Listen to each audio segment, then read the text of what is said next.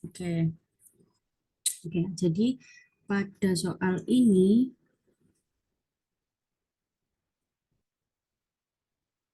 jawabannya adalah metronidazole, di mana kalau ciprofloxacin itu diberikan pada sigelosis.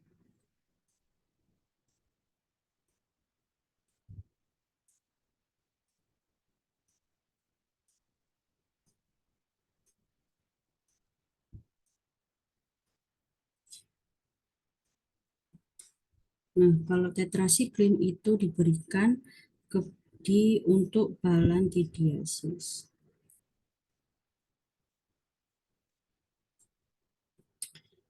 Nah, oke lanjut ya.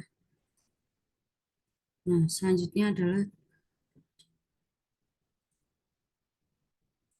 kecelakaan dan jejas ditemukan pada kiri atas. Oke, pada gambar ini ya, ini kan ada pembagian pada regio abdominal, di mana pada kiri atas itu ditemukan adanya spleen, kolon, left kidney, dan pankreas. Jadi pada soal ini yang paling memungkinkan adalah ruptur lien, di mana ditemukan jejas itu kan juga bisa macam-macam atau bisa hematom dan lain-lain. Nah, salah satunya itu bisa yang muncul adalah dikarenakan adanya ruptur lien. Oke, aku lanjut ya. Em, Selanjutnya yaitu manakah di bawah ini yang termasuk tes alergi in vitro? Kira-kira ada yang tahu jawabannya nggak? Yang nomor 6.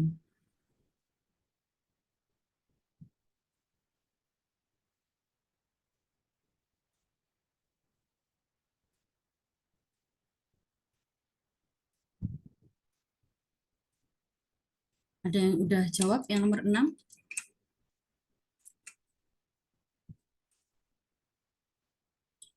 Mhm.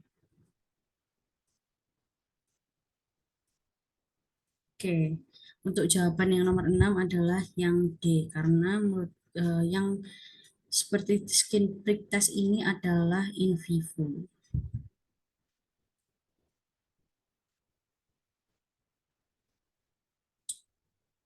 Oke, selanjutnya yang nomor 7.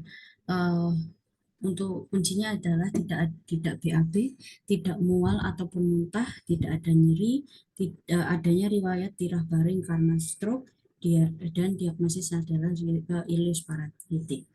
Jadi aku jelasin sedikit ya. Ada yang dua, yaitu adanya ileus paralitik dan ileus obstruktif. Di mana kalau ileus paralitik ditemukan adanya bising usus yang menurun. Jadi kalau di auskultasi itu biasanya memang sudah nggak ada kayak suara kerucuk-kerucuknya, itu udah nggak ada atau minimal. Selanjutnya yaitu tidak ditemukan adanya nyeri, dan untuk dam kontur dan dam stefum tidak ditemukan.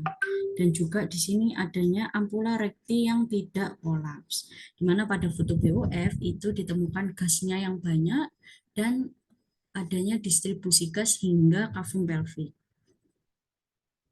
Nah, terus kalau yang ileus obstruktif itu didapatkan adanya nyeri kolik, yang kolik visceral, di mana ditemukan adanya muntah dan ditemukannya adanya dam kontur dan dam stefum.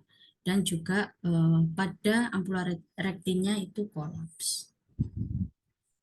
Nah, di sini ada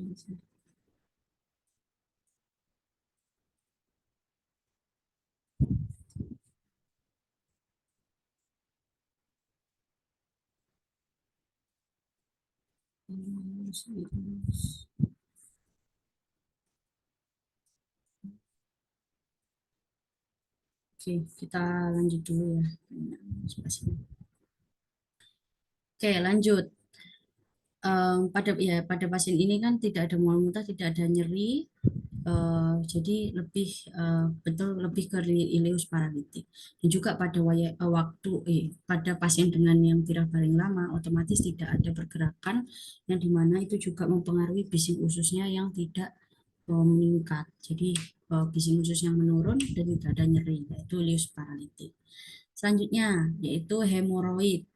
Hemoroid udah keluar nggak bisa dimasukin walaupun pakai jari. Itu termasuk hemoroid yang grade berapa? Oke, untuk jawabannya adalah hemoroid grade 4. Nah, aku jelasin sedikit ya tentang hemoroid. Nah, hemoroid adalah jaringan normal yang terdapat pada semua orang, di mana itu terdiri dari plexus arteri vena yang berfungsi sebagai katup di saluran anus. Jadi untuk membantu sistem dari sphincter anus. Jadi sistem sphincter anus itu disupport oleh plexus arteri vena yang ada di sekitar anus tersebut.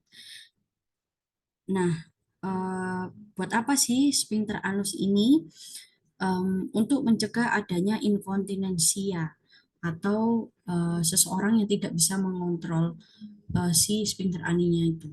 Jadi dia bisa istilahnya dia BAB itu tidak kerasa, jadi tiba-tiba keluar aja gitu ya.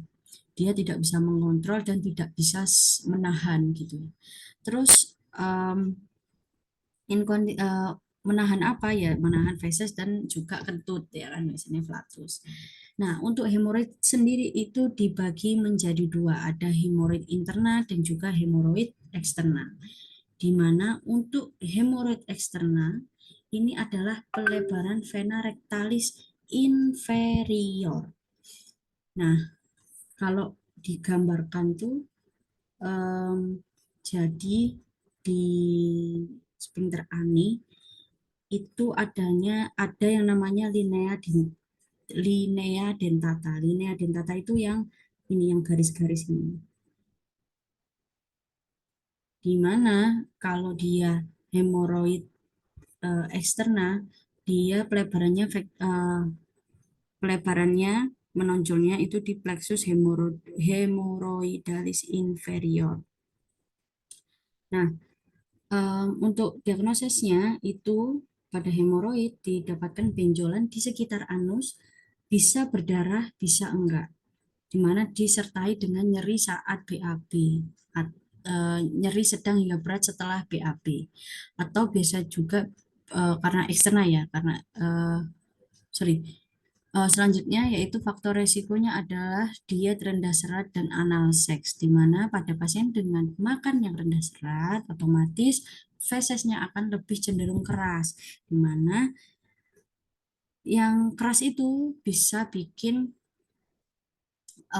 apa ya kerja dari sphincter ani, biasanya juga si falsafa manuvernya dia ngedennya juga terlalu keras sehingga bisa menyebabkan si hemoroid ini.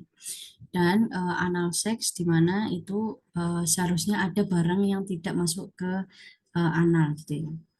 Nah, terus terapinya adalah hemoroidektomi. Tetapi suatu indikasi hemoroidektomi itu tidak serta-merta harus dilakukan. Biasanya hemoroidektomi itu dilakukan pada hemoroid yang grade 3 dan 4. Lalu pada pasien itu juga dirasakan adanya nyeri yang berlebih. Ada sudah nggak bisa nahan nyerinya si ya, apa hemoroidnya itu yang menyebabkan nyeri pada BAB-nya itu pasien sudah tidak bisa nahan. Tiga atau 4 nyeri yang berlebih dan juga perdarahan yang terjadi karena BAB-nya itu menyebabkan pasiennya itu hingga anemia. Nah, itu diharapkan dilakukan um, hemoroidektomi.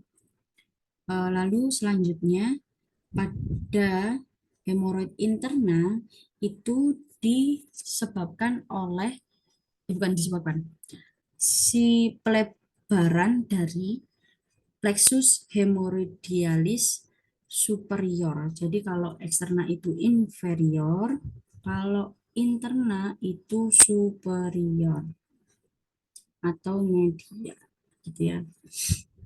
Jadi ibaratnya pada tadi ya, linea dentata tuh ini, dia kalau hemoroid interna itu eksterna itu kan dia akan ke bawah ya. Dia akan ke bawah hingga muncul biasanya di bawah sini. Nah, kalau yang hemoroid eh, internal yaitu di dalam itu di atasnya sini, di plexus-plexus yang di atasnya. Jadi biasanya kalau aku ngafalinnya cepat gitu. Pokoknya kalau yang di atas, di interna, di dalam, itu berarti yang em, sorry sorry ya, yang interna itu adalah yang superior. Kalau yang eksterna itu yang inferior. Nah, lanjut. Untuk grade-nya itu ada grade 1 hingga grade 4, di mana kalau grade 1 itu biasanya masih di dalam, yaitu tidak teraba adanya massa atau massanya minimal, em, atau maksudnya sorry, maksudnya tidak ada massa yang keluar dari si anusnya, lalu didapatkan hematosesia. Ada yang tahu nggak hematosesia itu apa? Ada yang tahu hematosesia nggak?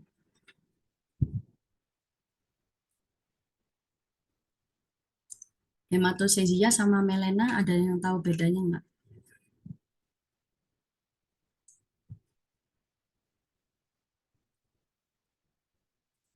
Gimana? Ada yang tahu bedanya hematosesia sama melena?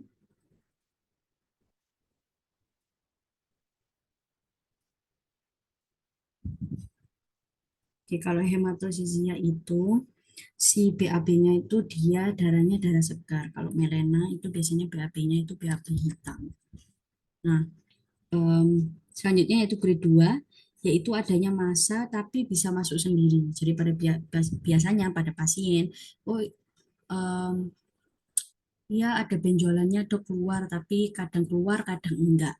Nah, itu untuk grade yang kedua. Yang ketiga, yaitu adanya massa, tapi harus dibantu dengan jari untuk bisa memasukkan. Jadi, em, biasanya kalau saya masukin pakai jari masih bisa, dok, gitu ya. Jadi ada massa, tapi dibantu dengan jari. Lalu yang grade 4 itu ada massa, tetapi dibantu dengan jari pun itu sudah nggak bisa. Itu grade 4. Nah, untuk em, diagnosisnya yaitu pada hemoroid ditemukan adanya BAB yang berdarah menetes atau hematosesia. Kenapa dia darahnya itu darah segar? Karena dia posisinya di bawah, di saluran cerna bawah.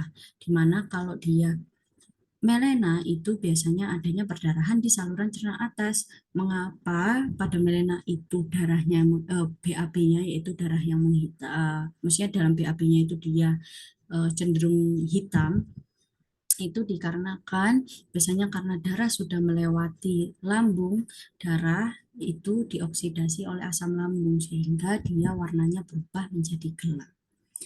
Nah, terus yang selanjutnya yaitu adanya nyeri ataupun nyeri yang ringan.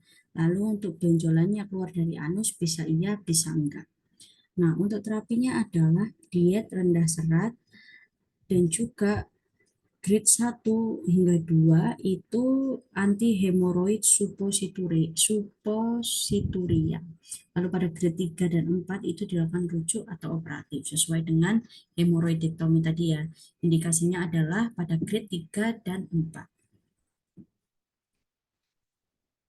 Oke, ini ya pada stage-stage-nya.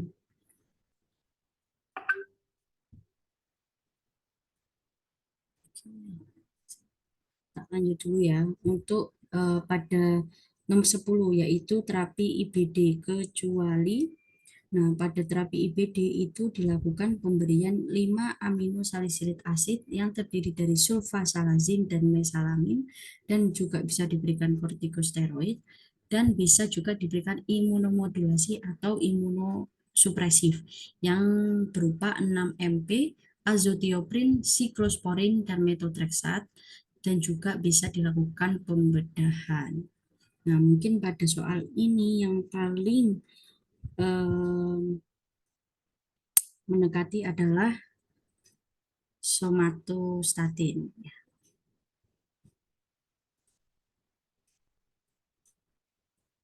Kalau ada yang ditanyakan atau mau didiskusikan, langsung ngomong aja ya. Terus mungkin sekalian aku mau jelasin sedikit ya, recall lagi untuk IBD. Nah, IBD ini dibagi menjadi dua. Ada, oke, bentar. Oke, IBD dibagi menjadi dua, yaitu adanya Crohn disease dan colitis ulceratif. Untuk etiologinya sendiri adalah genetik ataupun mutasi. Nah, untuk klasifikasinya ini, yang pertama Crohn disease itu ditandai dengan adanya nyeri perut. Di sini plus 3 ya, berarti nyeri perut yang sangat amat nyeri dan juga adanya diare yang lebih dari 3 bulan. Nah, disertai dengan BAB berdarah. Untuk BAB berdarah bisa muncul, bisa enggak. Nah, untuk pada pemeriksaan kolonoskopi itu ditemukan adanya skip lesion atau ditemukan adanya skip lesion dan juga cobblestone dan juga adanya string sign yang positif pada pemeriksaan barium enema. Nah, untuk pemeriksaan biopsi yang merupakan pemeriksaan gold standar itu didapatkan adanya granuloma yang positif. Nah, untuk yang colitis ulceratif yaitu ditandai dengan adanya BAB yang berdarah. Nah, tadi kalau yang Crohn disease itu dia nyeri perut yang berlebih, kalau colitis ulceratif ya, ulceratif. Jadi kalau ulcer atau suatu luka itu kan dia pasti akan bisa menyebabkan luka yang berdarah, ya ulcer, suatu ulcer.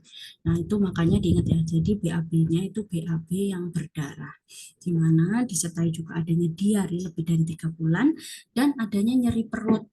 Nah, untuk kolonoskopinya itu didapatkan continuous lesion dan juga adanya pseudopolip.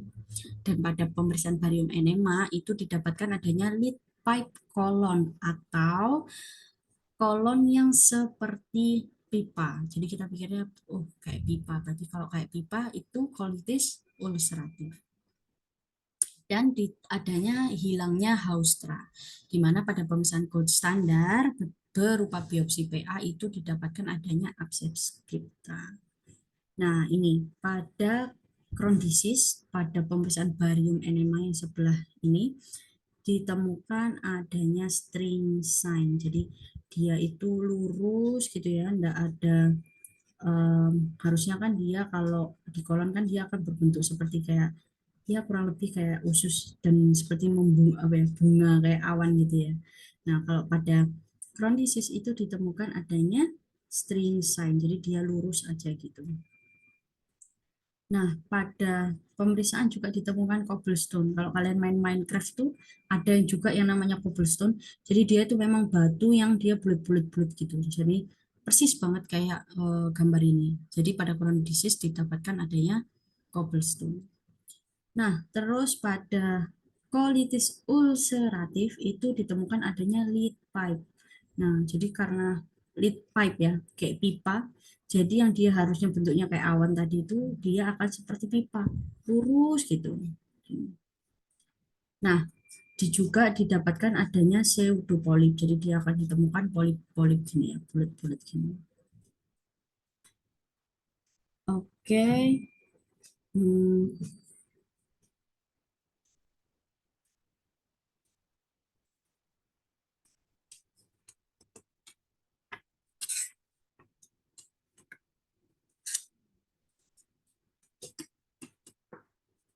untuk terapinya, untuk terapi dari um, inflammatory bowel disease ini yaitu berupa menghambat inflamasi.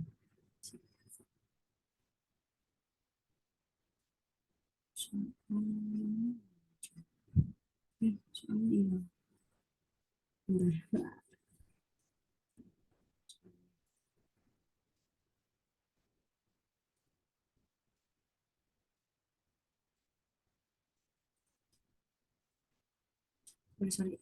Aduh, bingung.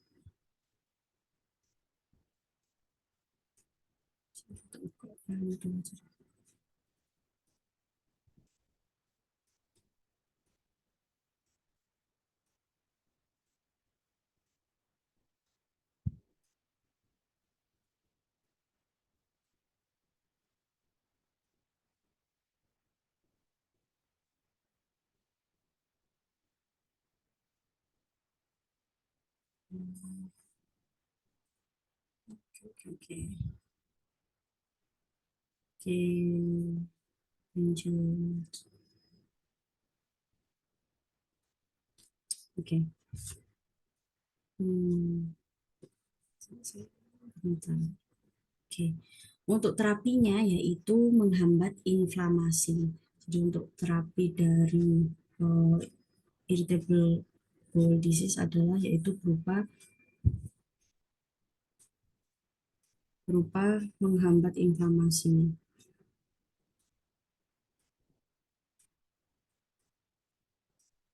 Nah, untuk terapinya sendiri itu yang pertama adanya steroid tadi ya, steroid di mana steroidnya itu dapat berupa prednison, budesonide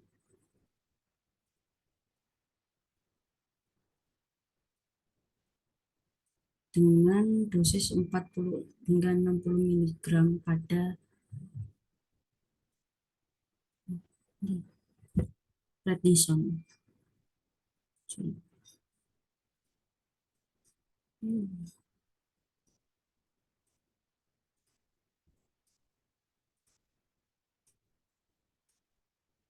Sempat prednisonnya itu 4 hingga 60 miligram dan juga bisa diberikan budesonide. Nah, untuk TNF inhibitor ini merupakan obat imunosupresif. Jadi pada TNF inhibitor ini masuk imunosupresif.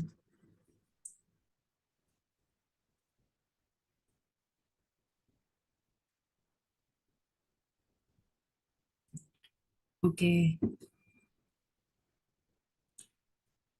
dan selanjutnya untuk terapi yang terakhir adalah pembedahan yang merupakan pilihan terakhir apabila pada terapi-terapi yang sudah diberikan di atas adalah terapi-terapi yang dilakukan di atas adalah gagal. Oke, lanjut. Selanjutnya yaitu terapi definitif appendix. Dia ada demam juga. Oke, aku jelasin lagi sedikit tentang appendix ya. Jadi appendix itu biasanya yang paling sering adalah appendicitis ya. Appendicitis.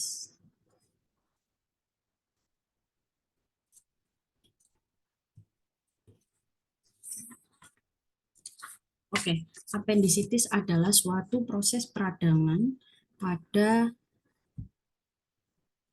appendix ya.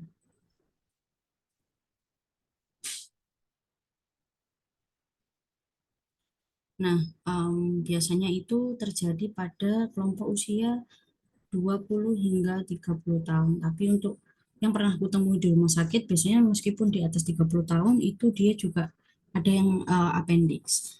Nah, di mana untuk penyebabnya adalah etiologinya itu adanya infeksi bakteri. Tapi sebenarnya ada banyak etiologinya pada patofisiologi itu juga pernah aku baca dikarenakan adanya penutupan pada si appendixnya itu sehingga si appendixnya itu akan meradang, itu juga bisa. Nah, em, untuk pemeriksaan diagnosisnya ya, diagnosisnya biasanya pada pasien-pasien dengan appendicitis itu ditemukan adanya nyeri alih. Jadi adanya nyeri perut yang diawali nyeri awalnya itu di ulu hati, lalu dia berpindah ke kanan bawah. Itu yang biasanya paling eh, khas. Nah, lalu lalu juga adanya nyeri saat adanya rangsangan, rangsangan peritoneum. Nah, itu seperti kalau batuk, jalan, lalu mengejan atau dia nafas dalam itu biasanya ada rasa nyeri. Eh, Makanya biasanya pada pasien-pasien dengan apendisitis itu ditemukan datang dengan posisi dia itu membungkuk karena saking sakitnya. Nah, terus selanjutnya juga bisa ditemui adanya mual dan muntah dan anoreksia atau nafsu makan yang menurun. Nah, dan juga pada pemeriksaan fisik ya, pada pemeriksaan fisik otomatis ya ada demam juga ya. Pada pemeriksaan fisik didapatkan adanya yang pasti suhu yang eh, meningkat atau dia adanya demam ya. Terus dan juga adanya McBurney yang positif.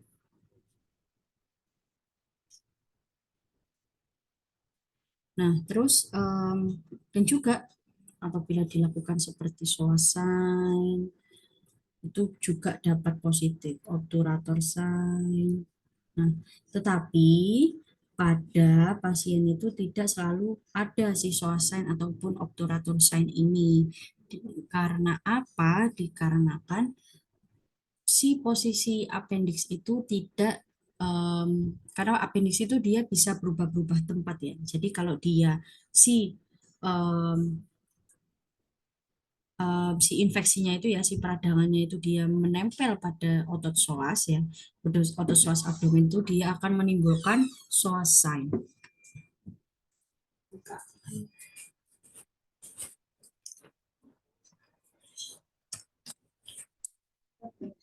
Terus kalau dia nempel di obturator, otot obturator juga akan dia menimbulkan obturator sign. Nah, em, dan juga ada Rovsing sign. Rovsing sign. Jadi Rovsing sign adalah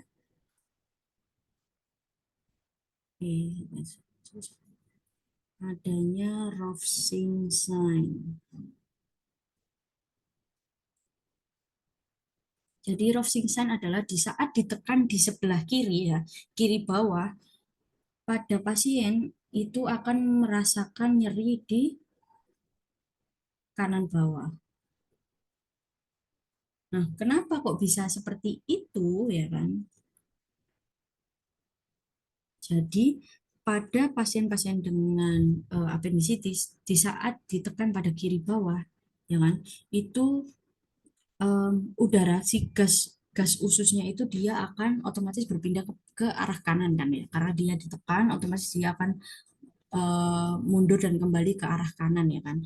Nah, itu yang menyebabkan adanya nyeri pada kanan bawah pasien. Meskipun yang ditekan adalah yang sebelah eh, kiri.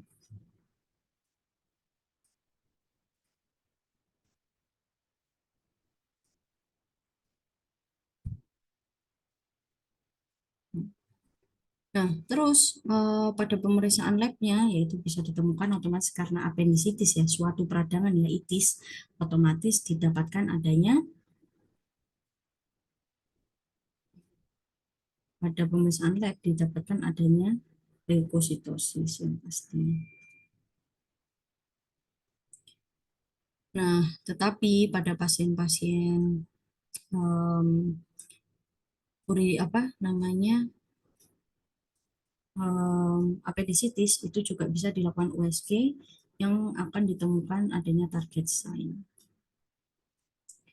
Nah, um, kalau kalian tahu ya ada yang namanya Alvarado score itu juga bisa digunakan untuk mendiagnosis um, si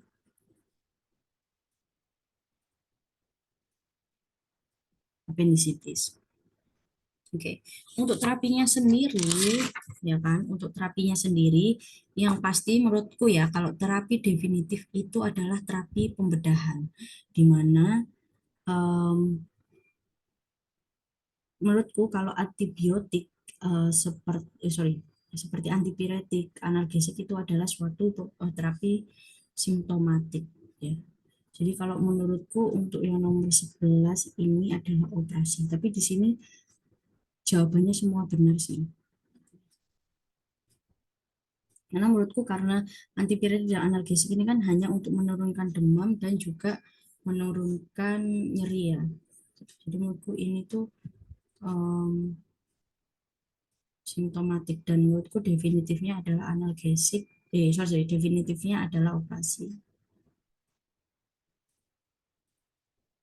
Mungkin kalau ini ya. Oke, selanjutnya. Ini adanya nyeri ulu hati pindah kanan bawah, lalu ada kehamilan dan tidak menstruasi. Nah, em, oke, aku jelasin lagi sedikit ya. Jadi pada pasien dengan adanya nyeri kanan bawah itu didihnya banyak.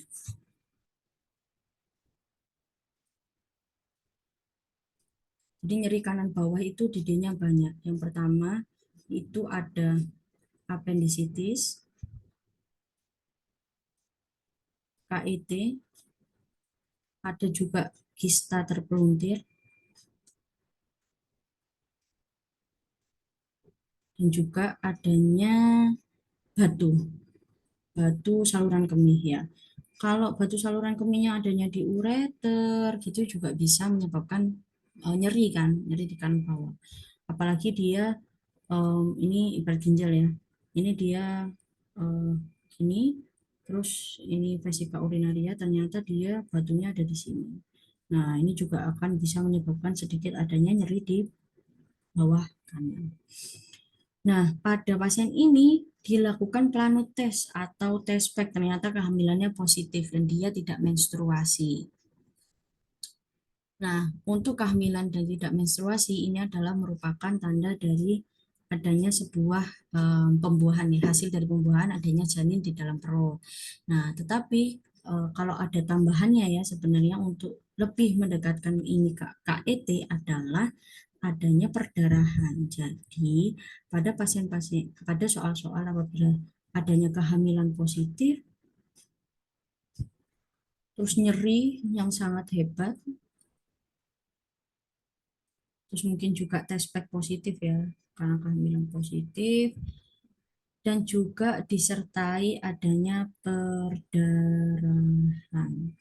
Nah, jadi untuk yang tidak menstruasi ini agak ambigu ya. Em, Bisa tidak menstruasinya dia karena kehamilan atau memang sebenarnya tidak ada perdarahan. Nah, kalau tidak ada perdarahan, itu bisa juga jawabannya adalah apendisitis.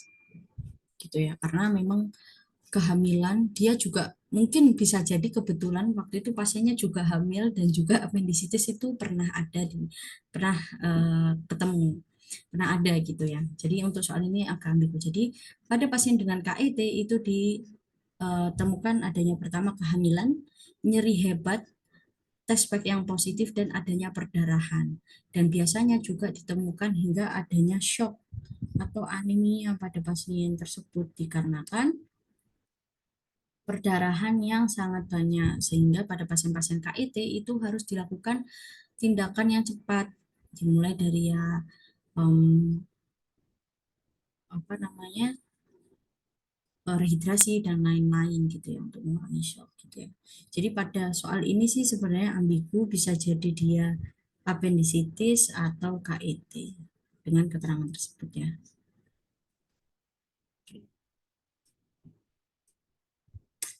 Nah, selanjutnya yaitu nyeri perut menyeluruh dan em, ada riwayat konsumsi asam mefenamat selama 1 tahun.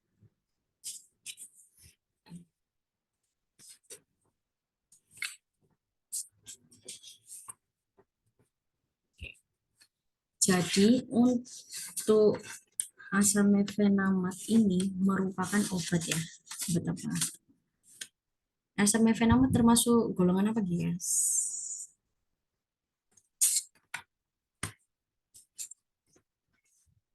Ini tak jelasin sama file aja ya.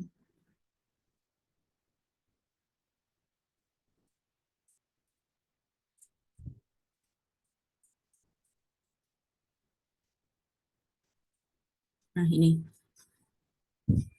Jadi pada soal tadi kan disebabkan oleh asam mefenamat. Nah, itu biasanya, sorry, sorry. Untuk pertama tak jelasin aja ya. Untuk yang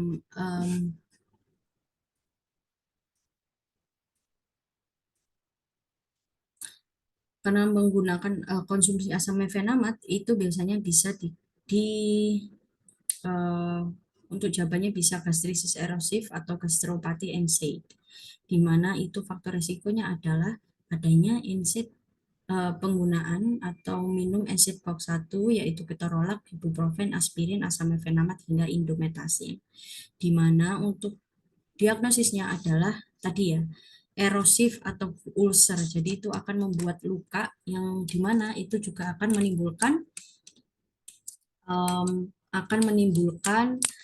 perdarahan. Jadi akan ditemukan adanya hematemesis ataupun melena. Hematemesis adalah, ada yang tahu nggak? Kalau hematemesis apa? Tadi kan hematosis ya. Kalau hematemesis apa? Ada yang tahu nggak? Muntah darah, Kak. Oke, betul, setuju. Kalau hematemesis adalah muntah darah. Nah, untuk endoskopinya itu didapatkan adanya erosi pada gaster, di mana untuk terapinya itu diberikan PPI dan mukoprotektor atau minumnya diganti yang awalnya NSAID COX-1 diganti menjadi NSAID yang COX-2 yaitu celecoxib, natrium diklofenak, meloxicam atau etodola. Nah, guys aku sambil makan bentar ya. Nah, selanjutnya itu em,